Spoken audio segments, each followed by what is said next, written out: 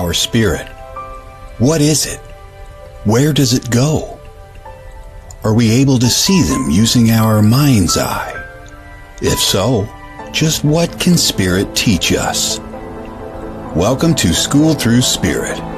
Host DeEtte Renee is a certified psychic medium and master teacher of psychic and mediumship development through LWISSD. DeEtte was born knowing spirit and now is here to help you better understand the spirit world. And now your host, DeEtte Renee.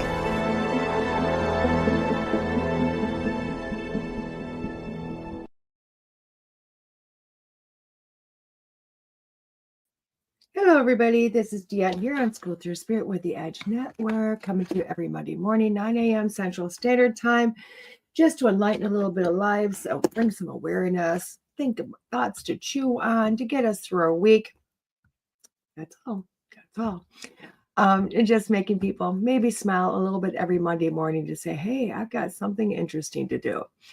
So, as always, guys, when you are wanting to see the show and maybe you missed it, feel free to go into the podcast form on all the different podcast forums, Podbeam, Apple Podcast, all those lovely forums, and you will find us there. You will find us there, reaching out, talking, all the past shows. It's pretty amazing stuff.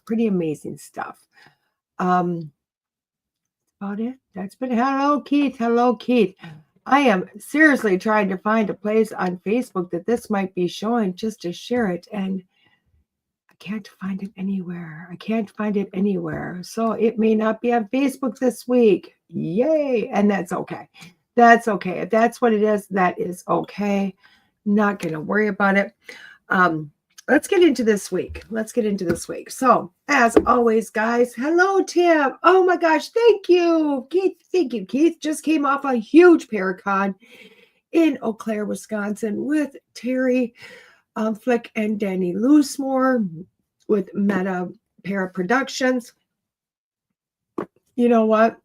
It wasn't the most lively of events, but the biggest when I come to connections, when I come to revelations, light bulbs going off, seeing transformations of people. It was just phenomenal to see so much behind the scenes happen that people we don't normally get. We're normally so busy, so incredibly busy that we don't get to connect other, and we don't get to see those wonderful, impactful things. And it was amazing to see those. It was just, you know what? They created this space for us to do that, and I love them for that. So awesome. And I am looking forward to bigger, better, always. Thank you, Tim. Looking better to bigger, better, always better things in the future. And I do believe it will be there, and it'll be rocking amazing. It will be rocking amazing. There we go. Apparently, I'm going to look to the Edge Network and go from there because Tim found where it's at.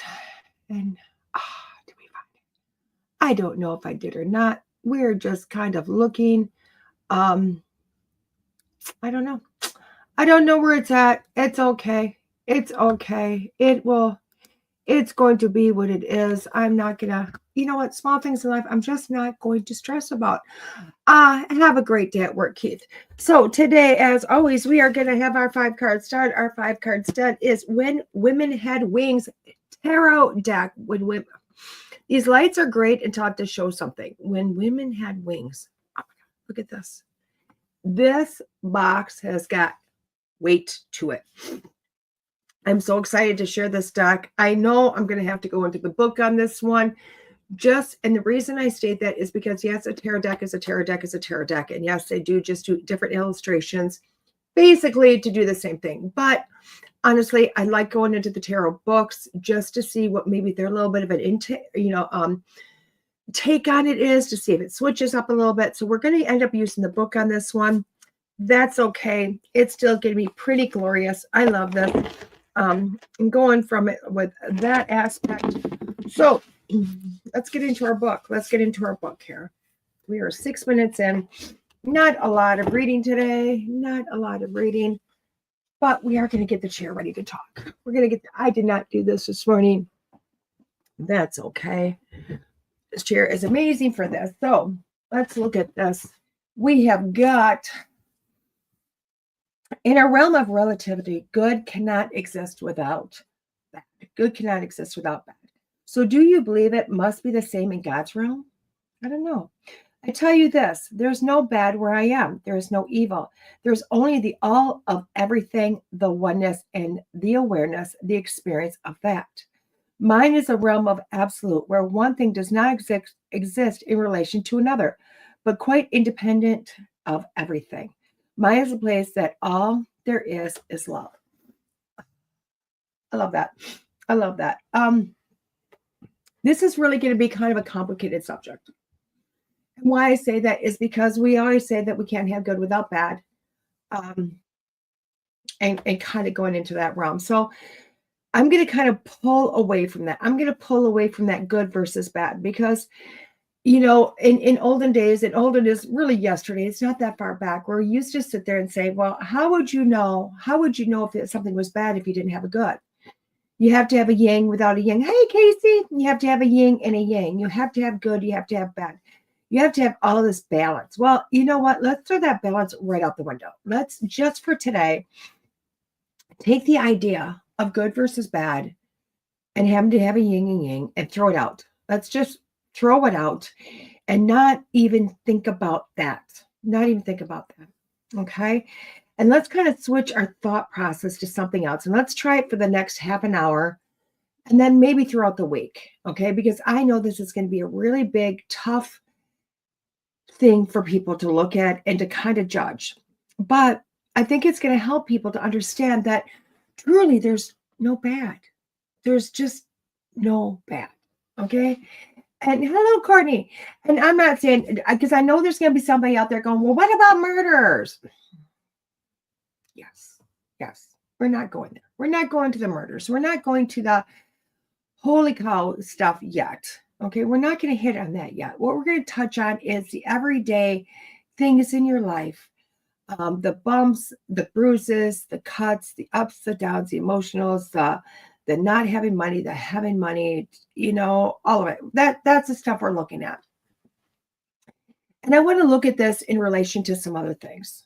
Okay, so when we start to look at this, and again, it sounds like I'm going all around because it's a hard subject to come in and explain. It's a hard subject to bring awareness to, not just because it's hard for me, because even though I know it, I understand it, it's this grasp, the grasp of the conversation becomes a little bit more difficult because we have so for so long look at the bad aspect. So let's look at it in a different perspective. Kind of bring it in from that aspect of fear, that aspect of bad, that aspect of not great things. Okay. And I want to bring it into this last weekend. Okay. Because we already brought up this last weekend. Now, this last weekend, I can look at it as, oh my God, it was an awful weekend. It was an awful weekend. Oh my God, I didn't make the money I wanted to make. I was just really down and dirty, and it just, and I can be a Debbie Downer. I could say this is the bad. And I only know this is bad because past weekends have been fantastic financially. But when I look at this weekend, I go, okay, let's look at the opposite side of that coin. Okay, let's put it in relation to something else. Is money the only good thing that was going to be there? If I put my thought process in that, yes, it is. But let's look to the relation of how successful it was. Okay, because money is really only one aspect to anything. So when I start to look at it, and I look at people who came in, always as separate entities, always especially, celebrities and non-celebrities vendors, we tend to get to a place, we set up, and we have a few minutes to say hi to each other, just a few, nothing major. We get in our little cubicles, our little booths, and we get slammed. And boy, oh boy, we like being slammed. I'll tell you what, I especially love it when I am slammed. I love the person after person after person, the energy of it, being able to help as many people as you can and uplift those people. And it's beautiful. It's beautiful. That didn't happen. And on Friday, I was really with everybody else on this. Let's be Debbie Downers. Okay. By Saturday, still not very busy. And I thought, what happened yesterday? Well, it was really beautiful. Because in relation to good versus bad, what was beautiful is I seen people coming out of their booths and what they called, well, we're just in a vendor exchange day. And they always look at that as bad. And don't ask me why, but vendors that have to exchange, waste their time or spend their time, whatever you want to do, vendor exchanging, they look at the end of the day going, well, at least I got that, or I did God's work or Jesus' work, or however they want to put it. And they don't realize that the day gave them that opportunity to take care of themselves. Ding, ding, ding. Taking care of themselves. So in relation to this, where's the bad? There is none. You may not have walked away counting hundreds of dollars, but you took care of yourself. Took care of this. Well, coming into Saturday, they'd already done all their vendor exchanges. They already did all that, and they were really hoping for something different. And it didn't happen. Not to say people didn't come, because they did, but was it as busy as it wanted? No, it wasn't. And did they have way too much time on their hands? They did. But what ended up happening was real connections started to be made. Real connections. Communication. People talked. People got to know each other. First, they went from booth to booth, and then I found seeing people kind of inching away. And Saturday night, we all went on our way to get dinner, to rest. We came back Sunday. And it was beautiful because on Sunday, not one person had the thought that thousands of people were going to walk through the door. Not one person had the expectations anymore of anything happening. All expectations were gone. It was beautiful. Because when the expectations of what was good and what was bad based on their thought processes were gone, they came to that place of no expectation. Magic happened. The magic happened. And what I say by this is because people walked out of their booths and they met in the middle of the aisles, and laughter and connections, and they weren't talking about money, and they weren't talking about anything other than the greatness they had of, wow, we never get this moment for us. We never get this moment for us. I didn't hear, oh, I could be at home doing this, or I could be there. They literally gave up the idea of bad. And they came together as a union. And they chatted and they talked and they had the real connections. And then it was beautiful because then they started supporting the people putting this on. Instead of the little conversations that were happening before, instead they started to support. They went, my gosh, this was phenomenal.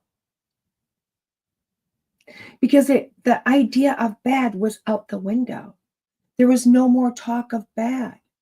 There was no more talk of expectations. There was no more talk of the self-pity of not having something to pad a pocketbook. And all that was left was love. That's all that was left was love. Love for each other, love for self, love for the connections, love because they looked at each other and they went, you know what, we came in on Friday and we all came in looking the same. But Sunday when we started to leave, And throughout the day, people had to leave, not because the event was sold, but because we had celebrities having to get off on airplanes and many different reasons. And the hugs and the smiles and the laughter and the connections and people going, oh my God, I can't wait to see you again. And everybody came together and said, I can't wait for next year. I can't wait for next year. Because now they look forward to it. And they're not looking forward to a busy weekend of money or a not busy weekend of no money. They're looking forward to the connections they've made where love was. The relation of bad versus good left. It left. And that is literally the first thing that comes to mind when I look at things. We are always so into this whole thing of good versus bad, evil versus whatever. So let's kind of take this into a different aspect and look at somebody that has cancer. I've seen the beautiful transitions of cancer countless times, countless times. And once upon a time ago, if you heard the word cancer, we automatically put cancer with death. It was a go-to. It was what was going to be. If somebody got the big C, and it was called the big C, we knew death was not that far out. That's it. Well, it's not the same so much anymore, is it? Cancer is scary, but cancer is treatable. Cancer can be fought. Cancer can be lived with for years, if not decades. I know people have had it for decades and still going. And sometimes cancer has to be fought very drastically, very in your face, as hard as you can.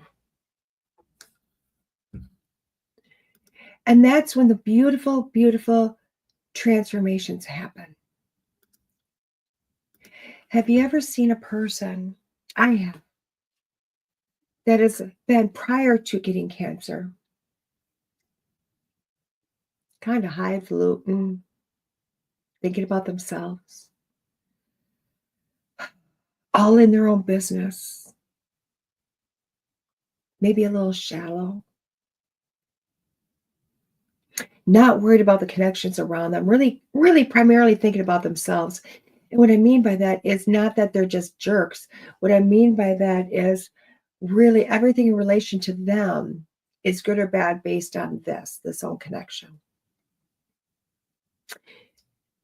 And they begin the treatment of cancer. And somewhere in the midst of it, somewhere between the day of diagnostic to the day of being cleared, a beautiful transition happens. And they don't worry so much about the money, and they don't worry so much about the bills, and they don't worry so much about their job or the economy or anything else in the world. What they think about is their family, their friends, their loved ones, their memories, their moments. In relation to that, nothing else matters. Absolutely nothing matters outside of the connections and lifting each other up. Because they found when their loved ones came through to lift them up, that is what they needed to fight the battle.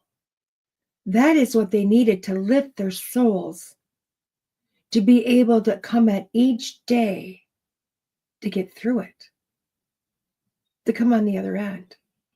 It was the uplifting people gave them. So when they come through, I always see this miraculous transition when somebody comes through on the other side of cancer. And I always wonder to myself, I wonder how long it's going to last. How long before they go back to their old ways? And quite frankly, I have yet to see one cancer patient go back to the way they were pre-cancer, because they've gotten the awareness. They've gotten the relationship between bad and good just doesn't exist. They figured out money is just a way to buy groceries that they could grow in their backyard or come together and eat off of each other's table. They've started to realize that the memories and the moments they have with everybody else is truly, truly all that matters. Coming together and lifting another person.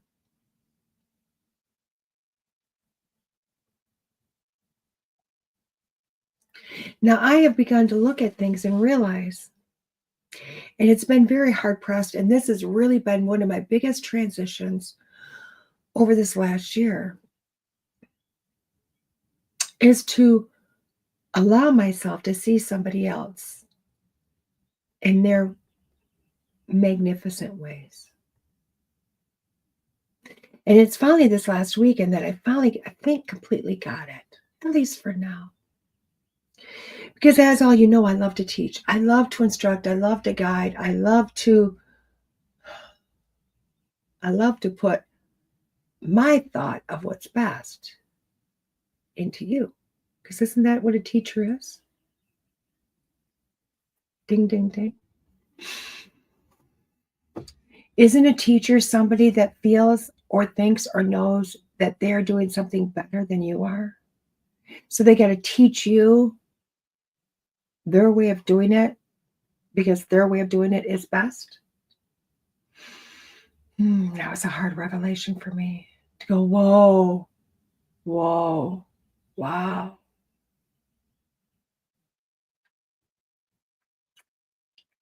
And I had to come to the revelation that maybe that's not the best way of doing things. Maybe the best way of doing things is presenting the knowledge that I have to another person and allowing them to take it either with a grain of salt, take some of it, take a little of it, take none of it, take all of it, turn it into whatever is best for them. And taking off the idea that if they don't do it my way, it's okay. They're doing it their way. They're finding their own way. And supporting that person and lifting that person up. And I practiced this a lot over this weekend because I came to the revelation that in every conversation I have, it seems to be a battle of wits. And I'm not talking like fights and arguments. It's just, common discussions of going back and forth. Of saying, well, I don't see it that way. This is the way I see it. And every time that conversation happens, I would always find myself, and it's been this way all my life, this ball in my gut that just goes, ugh. Because I sit there going, why am I in a battle of wits over something? Why do I have to prove my point? I don't. Can't I sometimes just sit back and go, why do you feel that way? Why do you feel that way? Why do you see it that way? And just let them talk. Let them go. Not to have a counter thought, not to have a counter conversation of, well, you're wrong, or this is my way of seeing it. Because a lot of times what happens is we end up going back and forth to have a fight of wits. And it's just not, it's at the end of the day, are we getting anywhere? No, it's not even good conversation. It's not even good conversation. And I will tell you what, nobody learns or comes to a full understanding when you have a conversation of wits. I know I have not. I have never sat there and walked away from a conversation that somebody had a battle of wits with me and got something from it, because I walk away with my own thoughts going, I'm still fighting with them in my head. I'm still going over the conversation in my head and trying to figure out what happened. Every time I have been uplifted, it has not been having a conversation back and forth with somebody on whose idea or thought process is more correct. It's sitting back and going, wow, I wonder why they asked me why. It triggers me to curiosity, especially if they didn't come back with an answer. Because then it brings my awareness to everything around me and the conversations that are around me, the things happening around me. It brings my awareness to those. It heightens my awareness to pay attention. And I'm always in awe to look around and go, wait a second, I am learning more by not trying to instruct somebody, but yet shutting my mouth and listening to everything that, Spirit or God, Jesus, all of them are presenting in front of me, to be able to take that into myself.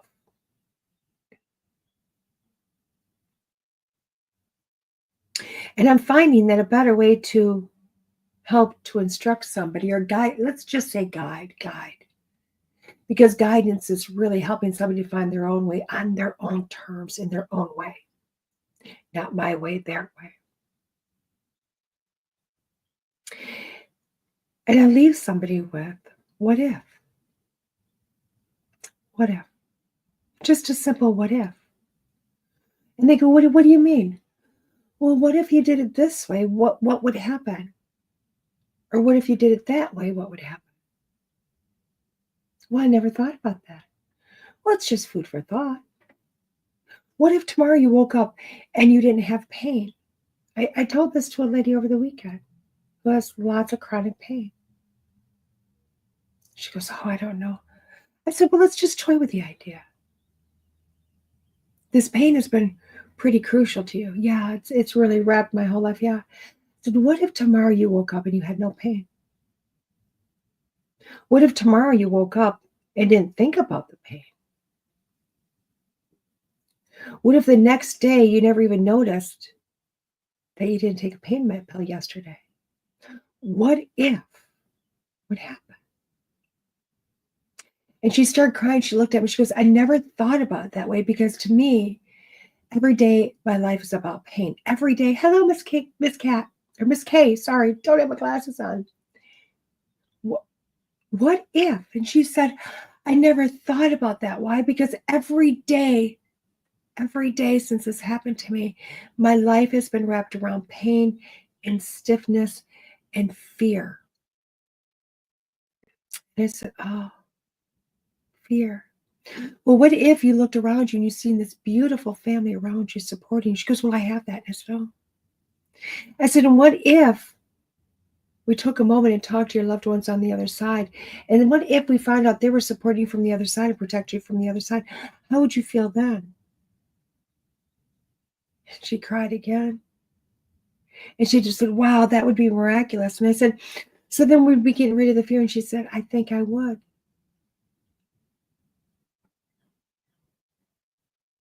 I said, and what if prior to the accident, you didn't feel these ways?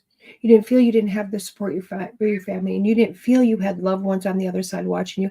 And what if before the accident,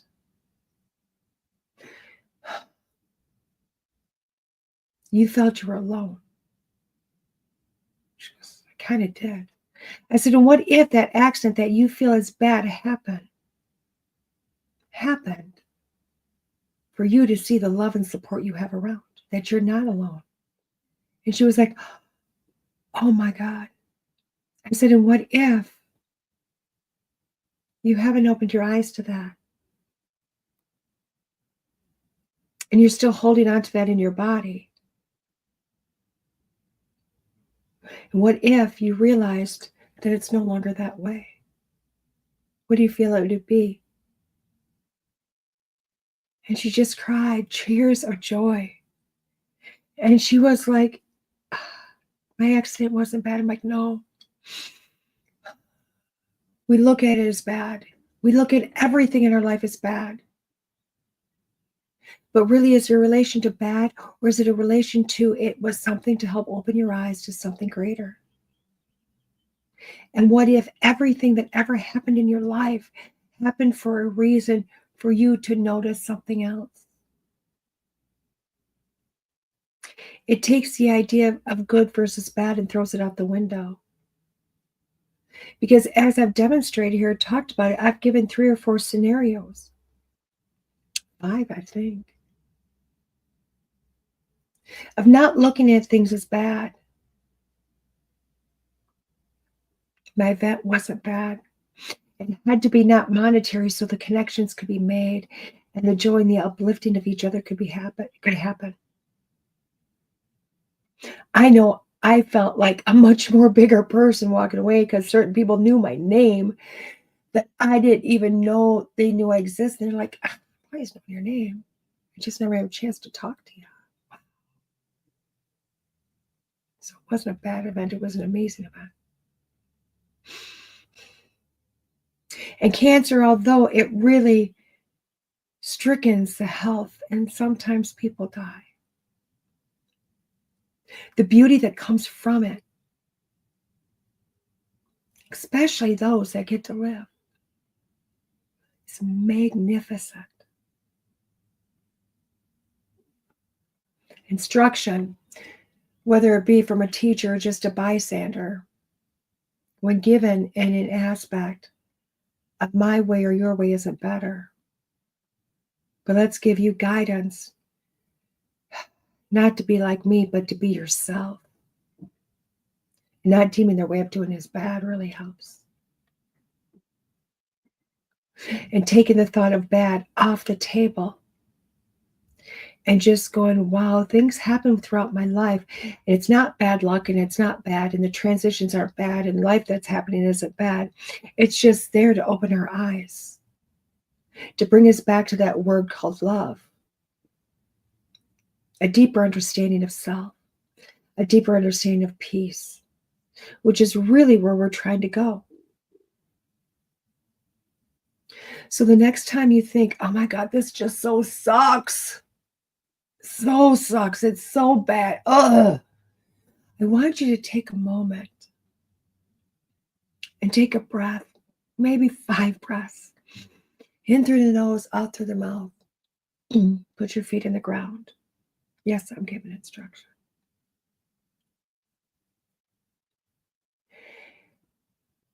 And I want you to think, what if? Why in God's green earth am I experiencing this today? And think of all the possibilities as to why this experience is coming to you. And all the different ways you can deal with it. And find what best suits you. And then go forward. Without the idea if this was bad or this sucked. And help yourself to make each experience the best you can. Uplift yourself. Uplift others. It costs you absolutely nothing to just be there and be a support. So I hope, although this is a really tough subject to speak about and one to convey to others, I hope you got a little bit of understanding and a little bit of, oh boy, what if? And hopefully you can help yourself this week, go through the week. Give yourself a break, give others a break, and just see what else is possible. With that being said, guys, we're going to take a quick break, a couple of commercials, and we'll see you back with our 5 cards done. See you soon. Explore your path to higher consciousness with Kelly Wagner. Meet Kelly Wagner, a visionary founding member of the Community for Higher Consciousness, ready to illuminate your way and empower you to live your best life. With her unique set of tools as a knower and seer, Kelly goes beyond surface-level problems, uncovering the why behind your challenges. She fearlessly asks the questions that lead to the ultimate truth. Kelly's insatiable tenacity ensures that you receive top-notch creative solutions. Brace yourself for a journey of self-discovery and empowerment as Kelly taps into her innate gifts, guiding you toward a life of fulfillment and purpose. As a psychic medium Reiki practitioner, co-host of the Being Curious Show, publisher of Edge Magazine, and master connector, Kelly's transformative approach creates win-win partnerships here, there, and everywhere. Let Kelly ignite your potential. Contact Kelly at edgemagazine.net and step towards a life aligned with higher consciousness. Discover more at you'vegotkelly.com. Life is full of crossroads, and navigating them can be daunting. But fear not. Join us on Navigating Life's Crossroads Pathways to Freedom with Leslie Wegleitner, your guide through the journey of self-discovery. In a world filled with inner conflict, external pressures, and the constant tug between your choices and others' expectations, Leslie will help you face your fears head-on. Discover how to choose your path authentically without compromising your true self. Our show explores the profound question, how can you find inner peace, align with your deepest desires, and make decisions that honor your unique journey? Leslie's wisdom and expertise will inspire you to embrace your own path and empower you to move forward with confidence and clarity. Don't let life's crossroads overwhelm you. Tune in to Navigating Life's Crossroads Pathways to Freedom and embark on a transformative journey towards self-discovery and true freedom. It's time to find peace within and make choices that resonate with your heart and soul. Join us and let's explore your path to a life you truly deserve at lesliewegleitner.com. Hey everybody, welcome back. This is DeEtte School Through Spirit on the Edge Network, coming to you with our 5-card stud. Oh, I've been wanting to get into this forever. Forever. I love this. I love this. I love this. Okay. Dropping things. Just dropped my spare one. Oh, I'm sorry. I'm snorting now. That was funny because I was thinking, I already dropped the other one right before you guys came on, and then I dropped the spare and went, okay, I have the spare in case I dropped the first one and then I dropped them both. It's never good. It's never good. So let's look at this deck. When women had wings, when women had wings, I think we still do. They're just hiding. It said, when women had wings, tarot deck and guidebook. You may not be able to see or touch them. You may have lost your memory of them, but you do indeed have wings. They may be fluttering just under the surface of your skin or folded deep in the realm of your psyche. They may be crumbled or torn, lying and tattered in the well of despair, but they are as real as your breath and just as necessary. Your soul is winged and can fly daily. Your spirit is designed to soar. This tarot deck is aimed at bringing you fully into that expansive experience. Use the 78-card deck, guidebook, and portal of poetry to reclaim your wings. Unfold, unfurl. It's your turn to take to the sky. This includes a 78 purple gilt edged cards or an organza drawstring pouch, and vividly illustrated 198-page guidebook. Let's get into this, baby. It was written by, yes, you know it, Angi Sullins. You know what? Angi Sullins is to U.S. Games Systems as Colette Baron Reed is to Hay House. If anybody knows Angi, tell her how much I love her cards. Seriously, I love her cards. If she had a new deck every week, I would show them all. I really would. Magical. It says, you may not be able to see or touch them. You may have lost your memory of them altogether, but you do indeed have wings. They may be fluttering just under the surface of your skin or folded deep in the realm of your psyche. They may be crumbled or torn, lying tattered in the well of despair, but they are real as your breath. Real as your breath and as necessary. I love the fact that she reiterated that in the card. So you can't forget it. You can't forget it. Now the drawstring bag. I'm starting to love drawstring bags, just bags. Oh, look at that. The one of cups with wings. I love that. I love that. I need to take an allergy pill, I think, today. Let's see this book. Heavy. Winged one, cloud dancer, she who drinks the sky. She has many names, and she lives in you. Unfold, unfurl, it's time to fly. I love how she just keeps putting the message over and over and over again in different ways. I love that because I've read it 3 times now, and it's in my heart, it's in my mind, and I know my wings are ready to stretch out, fly.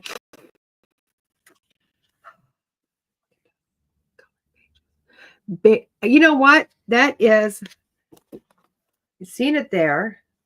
I seen it there. I mean, it's the suit of cups page, but it's the one cup. So I'm thinking that one cup, ace of cups, is something for either you guys or me. But I love this. Look at the depiction, the artistry. Oh my gosh, the artistry. I love the artistry. I also like the fact, because normally when I look at a tarot book, it comes with so much to read. You have got the basis of the card. You've got the straight up. You've got the reverse. You got the intentions. You got goes on and on and on. It's not a quick read. It is a instruction manual to something. So I love how Angie just makes it very simple. Makes it very simple. I feel like, not even getting into this deck yet, that this really is one of those decks that really, it's, oh my gosh, look at that. A little poem, Memory of Wings. Oh my God. I love how she's just got the wings throughout this. It's like, come on, woman, remember your wings. I love this. But it does feel as if this deck could really be used for a beginner for tarot. You know, like, hey, I want to start playing. What's this? Get that interest in there. I do believe that this might be a beginning interesting deck for tarot. I don't know if it's a deck that's going to go, oh my gosh, let's teach you the art of tarot, but to get you interested in tarot and making it easy.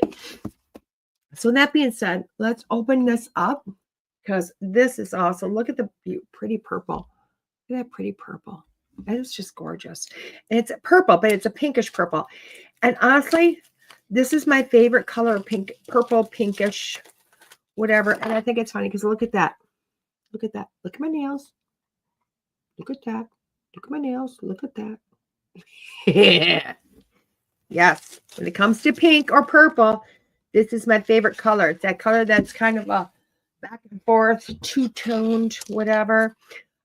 So guys, we're doing the 5-card stud here with 5-card stud. As we know, it's pick a card, any card. You can pick 1 card, 2 cards, all 5 cards. Because what I'm going to do is read 5 cards individually, each card as an individual reading. Then when I get done with the 5 cards as an individual, I'm going to read them all together as if it was a small spread, using the same 5 cards. So you really have the option of having 6 different readings if you'd like. And what I mean by that, because you can pick more than 1 card. If you have got multiple issues going on in your life, write the issues down, put a number next to the issue. That gives you, in the grand scheme of things, 6 readings. But honestly, if you've got 12, 15, 35 different issues going on, and you're like, oh my God, I just don't know what to do with all of them, you know, write them all down, put a number next to them, put a number next to them. It's really that simple to go back, go, oh, okay, I got that. And it really helps to give some guidance and some understanding to different issues, and a simpler way, So, oh my God. And I love how these shuffle. They're so smooth. I rarely bring this. It's a nice size for the hand.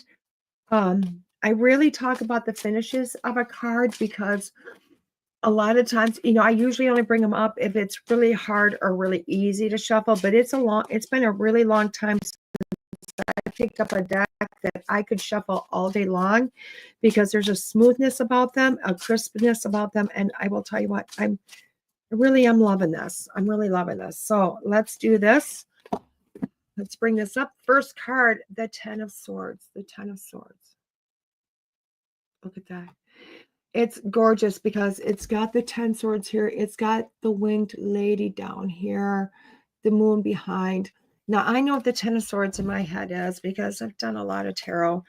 I will never profess to be that expert in tarot. Can I read tarot? Yes. Do I have an understanding of it? Yes. Are other people more masterful? Heck yes. And I can name 30 people off the top of my head that are better than I am at this. But let's go with it. So her 10 of Swords is dead and breakdown or failure, collapse and exhaustion, a sense of ruin, a major disaster, betrayal, feeling stabbed in the back, painful endings, relationships ending, contracts, promises broken, shock and loss, blah, blah, blah. So when we're looking at this, it's kind of what was in my head, but really it's coming to the end of something. Okay. If you pick card number 1, you're coming to the end of something. It is done. It's finished. Philato. You've put everything you can into it.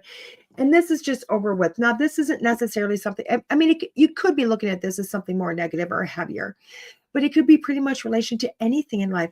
You've really exhausted everything there is. Okay. You've tried and tried and tried again. It's time to say, I'm just going to move on. I'm going to go on to something different. And there's no shame in that. There's absolutely no shame to say, you know what? I'm going to go on to something different, move into a different direction. It doesn't mean you have to throw the baby out with the bathwater. It just says, you know what? It's time to move in a different direction. It's time to try something new. I've given this all I possibly can, and it's time to just time to shift. Okay. The next card, I've already pulled it, but I want to bring up her depiction of it while I'm doing this. Okay. So another gorgeous card. It is the 10 of Cups. Look at that. Look at that. The wing is on the shoulder. The wing is on the hat. The wing is down her front. Wings. 10 of Cups. 10 of Cups. Divine love, harmony, relations to overflowing with love and belonging, bliss, a full heart rather than a flirt of short romance. This is true love, mature and grounded, safety and security, a satisfaction, satisfying home life, harmony, happy family, an abundance of emotional contentment, and others are drawn to. When we're looking at this card, because it's so drastic from the 10 of Cups, 10 of Swords, 10 of Cups, really, the Cups is all about love, relationships, things of that nature. And when I'm looking at the 10, it's completely full. It's completely, you're in a space where like, what more is possible? And that's really what this card is depicting. It's like, what more is possible? What more can happen? Where am I else in life? Because truly you're overfilled with love and joy. And it tells me if you pick card number 2, you're really, with the message, you're really in this place of peace, contentment, harmony, because when you're looking around, all the good is there. You're taking a moment to see the positive, the love, the fullness outside of the negative that's happening. And that love and that fullness is what's going to continue to carry you on through the adventures that you have going on in your life.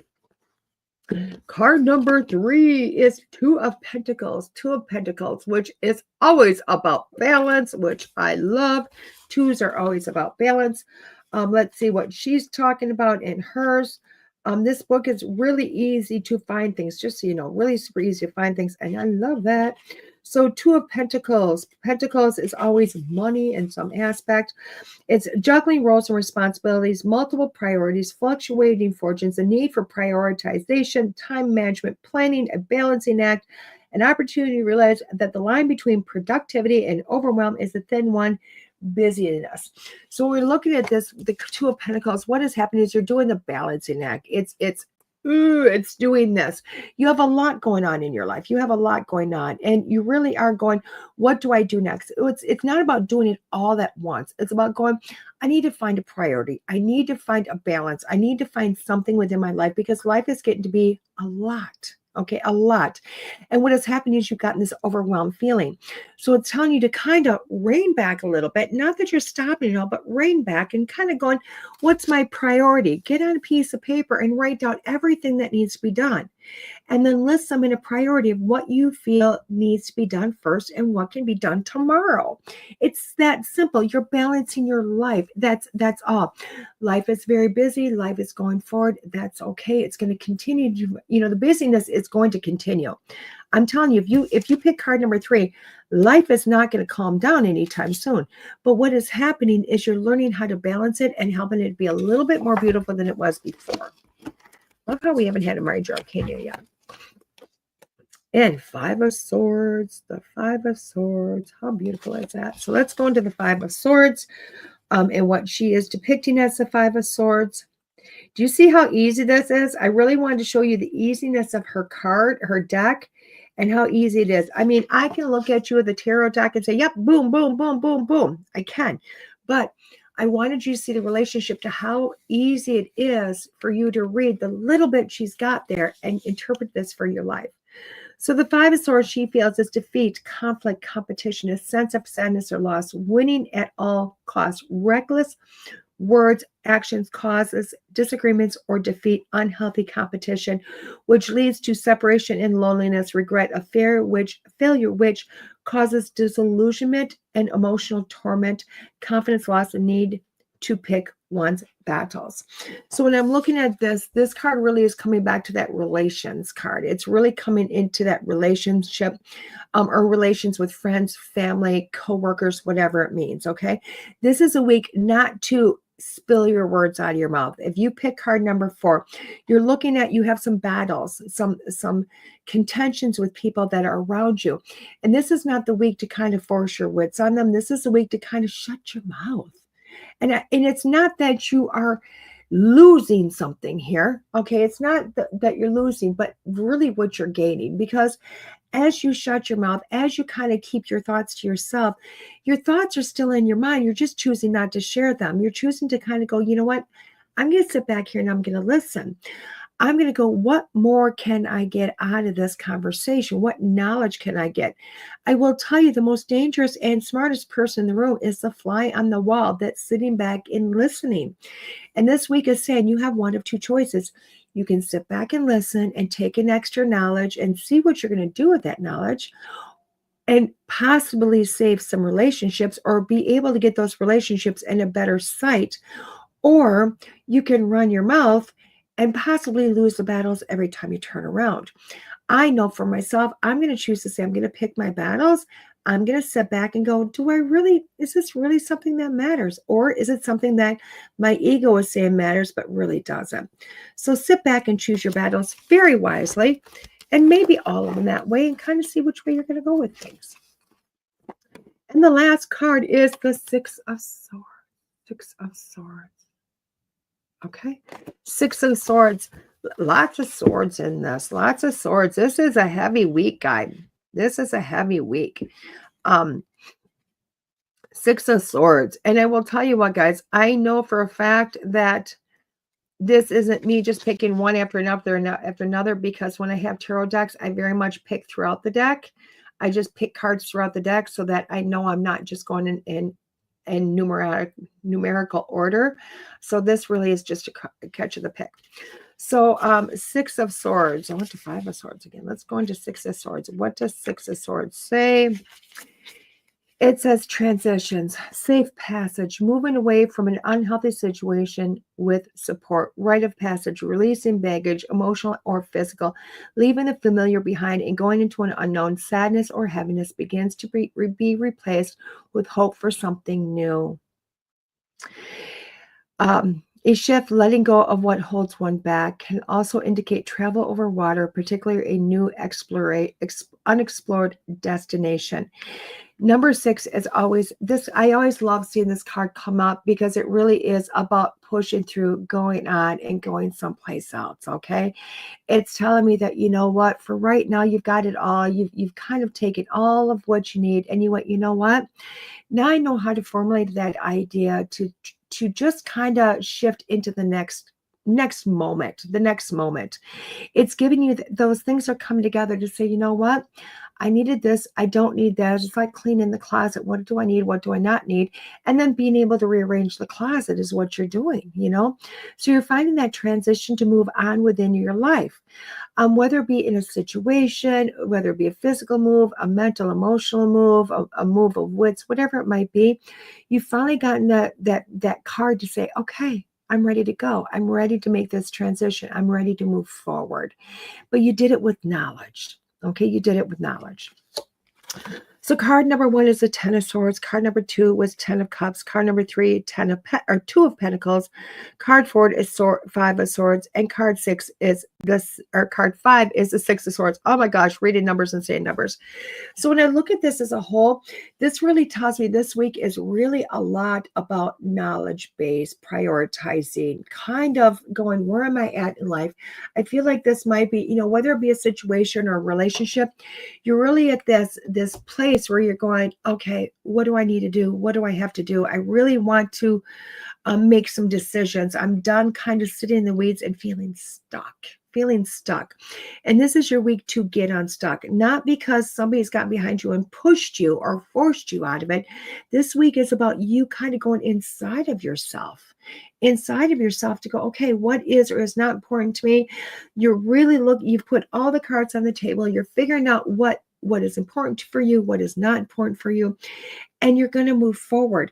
Now, this may be continuing in what you're doing in a different way, a transition within this, or it may be going, you know what, I'm going to cut all of this away and start something brand new. Now, if this is with friendships or relationships, don't be surprised if you choose to say, you know what, for right now, I'm choosing you not to be in my presence or in my life. Doesn't mean you may not bring them back later. It just means for right now, I need to put you on the back burner because right now you're not healthy for me or not in a place that is really good for me right now. Just not good for me. If this is work, if this is, business, this is just an issue, it's really looking at it and going, you know what? Is this something I have to tackle? Is this something I have to deal with? It may not be. It may be like, you know what? This isn't worth it. It's not going to really change the outcome of your life. Or maybe it is something you want to continue to tackle. And you have to shift the cards a little bit to look at it. But this week really is about transitions. It's going within, finding your knowledge, finding what's deep in your heart, and using that knowledge to help yourself through that transitions. Okay? Please don't look at anything in life this week as, oh my God, this is the end. This is just blah. It's not a week of bad. Okay? Just like we talked, I do feel like some of these things are going to be heavier. Some of these things are going to approach, it's going to be like, oh my God, this is so bad. Don't look at it as bad. Don't look at it as heavy or negative. Look at it as this is something that has been there for my best interest and my best evolution of my life. And now it just has to change a bit. That's all it is. It's just a little bit of shift, a little bit of a change, and then continue on. Very simply. Hopefully that helps you all. I hope you all enjoyed the 5-card stud today. I love these cards. I really do. I will not say. Angie has yet to have a deck that I don't go yeehaw to. I won't even lie. I love her decks because I do believe her deck can easily be used by a beginner to understand a little bit of the beginning. Is it going to show you the process of how this card relates to this card or relates to that card? You know what? You're going to need a teacher for that. Yeah, you're going to need that book that just goes, here you go. This is the art of tarot. But when it comes to using this deck as a beginner's guide and understanding the cards, even potentially an oracle deck on some manners, beautiful deck for this. I also believe that an advanced person, anybody advanced could look at this and rock this. Why? Because it still uses the old original Waite Rider Tarot system. Okay, so this tarot deck really could go from the beginner all the way to the advanced, the second, third, fifth generation tarot reader, whatever it might be. This deck, I love Angie's deck because she really does put a lot of thought in her decks and how do I use it for all levels. And she rocked it again. Okay, so where's DeEtte this week? Nowhere. I am home. What am I doing though? Doesn't mean I'm not busy. It just means I'm home. Okay. So with that being said, DeEtte is working on the store this week. DeEtte is going to be doing a lot of putting up the finishing touches of walls, building cases, cleaning cases, getting them ready so that hopefully praying by next week, putting in an order someplace for merchandise to fill the shelves and getting ready to open. I'm super excited about this. It's gonna take me still weeks to get open, but you know what? The major steps, the major finishing a lot of things is going to happen this week so that next week can really start to rock some hardcore stuff. I am going to teach the first class the first weekend of May in my store. That is my intermediate class in person. In person, this class is $200 at my store. Why? Because it's in person. It's a 2-day course in person with me. 2 days of heavy instruction. It is from 10 to 5 both days. I do know if you look at the course online, it is double plus that. Yes, it is. Why? Because that's a 2-month course.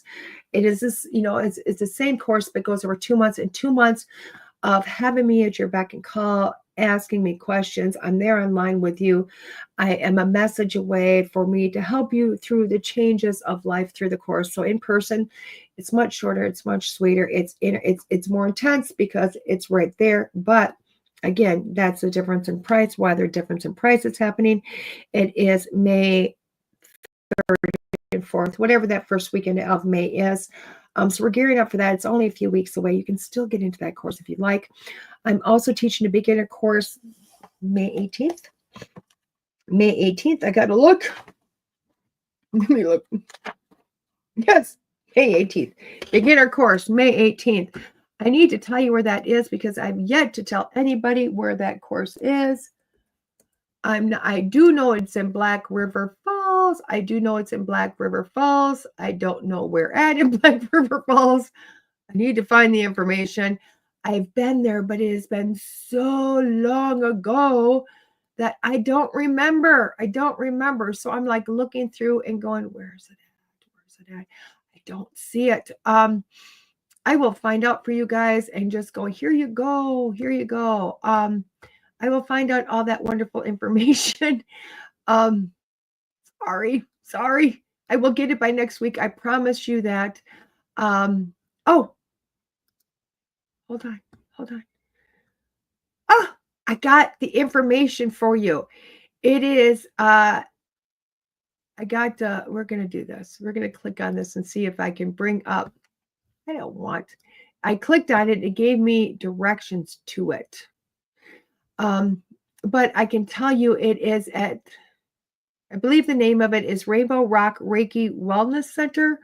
Rainbow Rock Reiki Wellness Center is what I believe the name of it is. I want to make sure. I'm pretty sure it's Beth and Dawn own they beautifully, I should say they own it. They've taken over it. It's amazing that they've taken it over, which I love for them. But I will be teaching there. It is in Black River Falls, Black River Falls. It's in Black River, Wisconsin. And that is May 18th. That's my beginner's course in person. Again, that course is for $100. Just so you know, you can be there, you can do this, you can make this happen. It's a beautiful place doing Reiki, teaching, beautiful center. Two lovely ladies took it over just to from a beautiful lady by the name of Sue that was fighting some pretty major illnesses and lost the battle to her illnesses. And that's okay because what she created is continuing with two people that love her dearly and love her journey and love it, and is just very much keeping it alive. So I love that for them. I love that for her. I'm going through trying to share this, and I will have to find it in a little bit so I can share what they put up there. I will have to share what they put up there somewhere. I will share it to my Facebook site, which we all know is new. So if you're trying to find me on Facebook, look for Bear BEAR BAIR. And I will love to give you all the information. Maybe if I went into events, I would have found it that much easier. Who knows? I'm looking. I'm going to see if they created an event for it because I'm not seeing the event. That's why I can't find it. I'm going to have to find out what's going on so I can share it to you guys. But you will be able to find me there. Those are two classes. You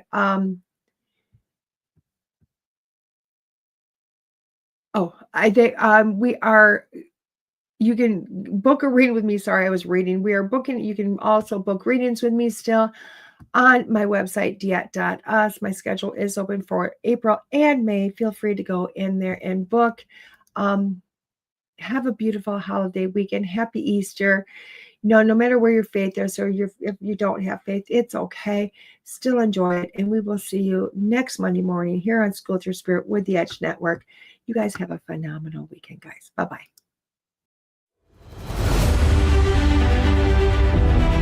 There are psychic mediums, but there is nothing like DeEtte.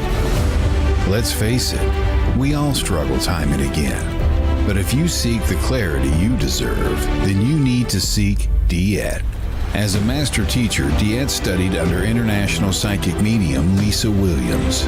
Together, they not only help DeEtte better tap into spirit, but also build a long-lasting relationship. So many psychics tell us what we want to hear, and that just won't cut it with DeEtte. She tells you what you need to hear. No sugarcoating here. To book a reading with DeEtte is simple. Just visit her website, DeEtte.us. That's DeEtte.us. And follow the Yellow Brick Road to connect with DeEtte. Don't just sit there and ponder those questions. Ask them and let DeEtte guide you every step of the way. You need insight now, and DeEtte can help. Just visit DeEtte.us. That's DeEtte.us.